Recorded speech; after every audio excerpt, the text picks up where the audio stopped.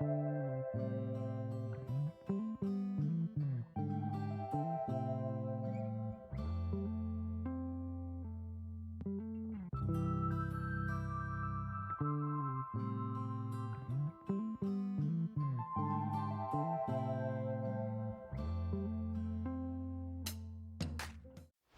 the time that I'm posting this, we're probably already several days or perhaps a week into 2022. But if you're still very much into the holiday spirit, just like me, then Happy New Year to all of us.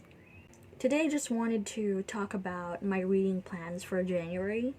And I don't know about you, but TBR videos are always so fun to do because it gives me this sort of delusion that I'm a very organized and detail oriented and deadline driven person. But really, it just feels so great to kind of set down your plans and really tell yourself that this is what I'm planning to read. And that just makes me so excited. I still wish that I could have read more for the year 2021, but one thing in particular that I am especially proud of is how I was able to group some books or classify them for the past couple of months under certain themes. And that's one thing that I really enjoy doing. So I thought I'm gonna be having so much fun for January, the very first month of the year.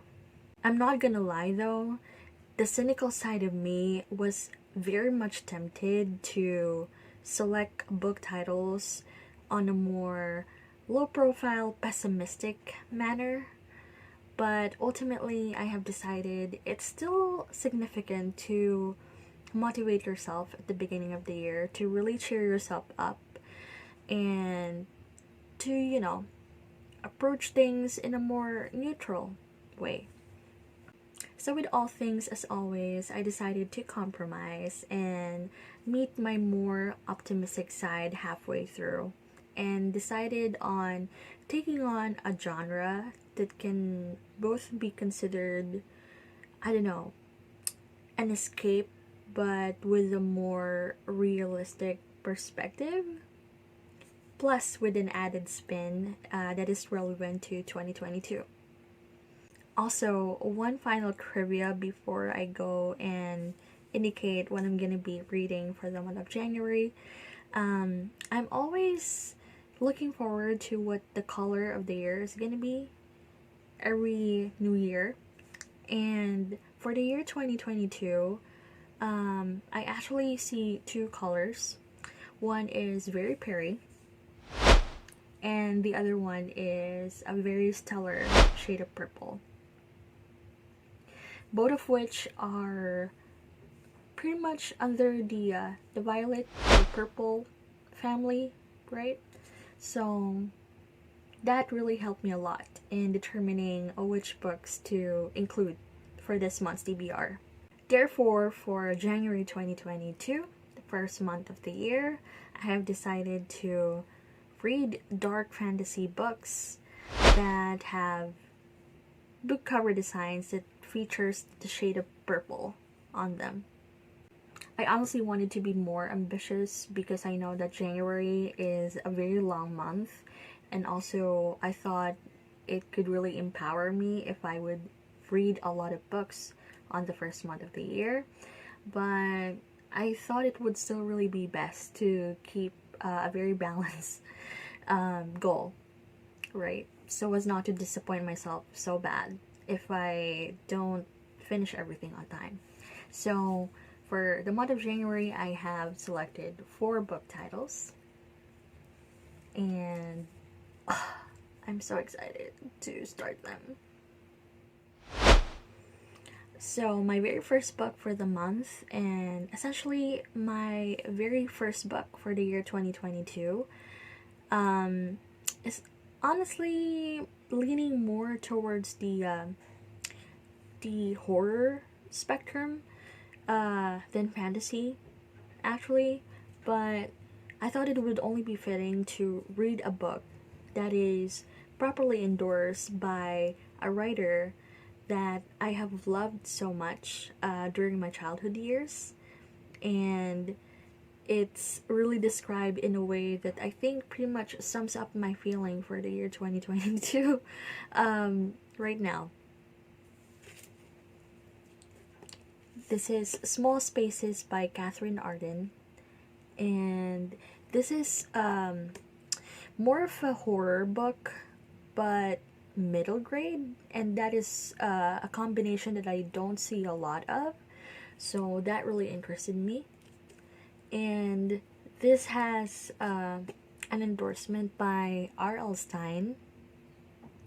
Is it a mystery, a fairy tale, a horror thriller? As the suspense gripped me, I just wanted to know one thing: what happens next? Terrifying and fun. And those two adjectives pretty much captures my very exact emotion right now towards the beginning of 2022.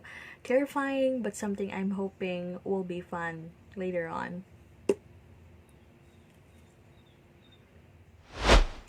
My second book for the month is a book that I have purchased last year, and something that I've been really dying to insert into a reading TBR for a particular month.